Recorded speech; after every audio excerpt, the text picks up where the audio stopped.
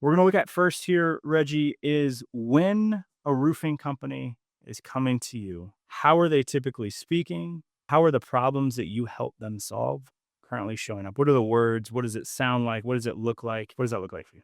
So most of the time, this is what I'm hearing language-wise that we share that immediately creates a level of connection, and that is my people are just not engaged. Okay. Like they seem to be moving further and further away from each other. That's the big one. Number two, there is no interest in collaboration. They just want their lane, run their lane, do their thing, check the boxes, go home, get paid Friday. Okay. And then communication becomes something that is very difficult for them to master. Okay. Whereas communication becomes more about frequency Mhm. than about accuracy. And so Okay. we use a lot of words, but we're not saying anything, which is what I'm going to try to avoid today. So communication becomes a challenge for people to be able to articulate the message in short version Mhm. and get movement from that short version instead of losing people in these long conversations that we have that go nowhere. The next thing is there's a lack of clarity. Everybody is guessing about Okay. where they should be, what they should be doing, and how they should be doing it. Or in other words, what's good really look like? People don't have a real What's good? clarity. OKR wise, roll sheet wise, All of good it. for Like success. that's the whole point is Mhm. what does good, they're not the ones that are, meaning the employees staff wise Mhm. are not usually the ones that are driving the vision. It's people that are driving the vision that need to be very, very clear in terms of explanation and rollout to the people who are actually executing on the vision. So the clarity I'm talking about is where people walk in every day and know where I'm to go Mhm. and then where we're going together. Okay. So their individual role Yeah, and collectively. collective. Yeah. Okay.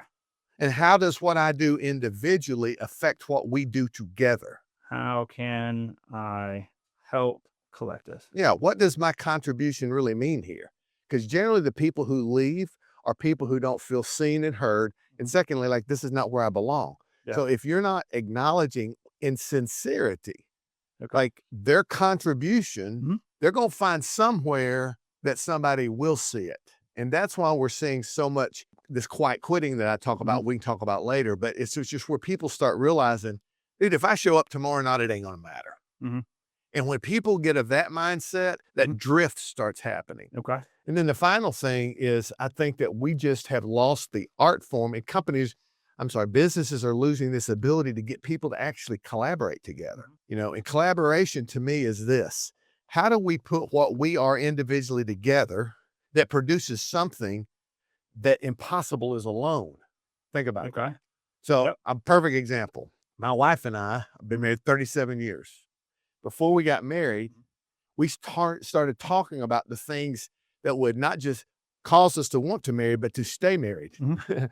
And so we started talking about money, and we started about we're going to church and all those things that everybody talks about. And then we got to children, Mhm. and both of us wanted children. Mhm. But at our ages, it was like, okay, we can't wait a whole lot longer to do this.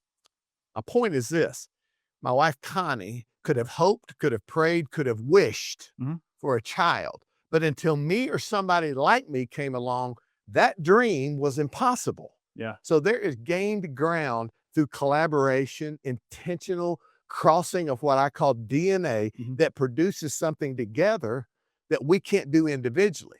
See, we're doing great things running our separate tracks. Mhm. We hire great, talented people and Yeah. they do their thing, but there's never an intersection. So when we got married, we now have a son Mhm. because both of us decided together that's what we wanted, and it produced something she couldn't do by herself, nor could I. That's collaboration.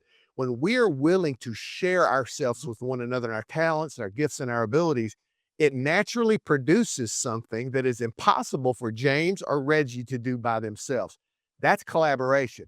Collaboration says not just, yeah, they're together, but Mhm. they're producing something that alone is impossible. And that is the field of opportunity for me, I see with companies is what can we do together Mhm. and who would do it best together to create something that Mhm. we don't even see visibly right now. That's where the power of collaboration shows up.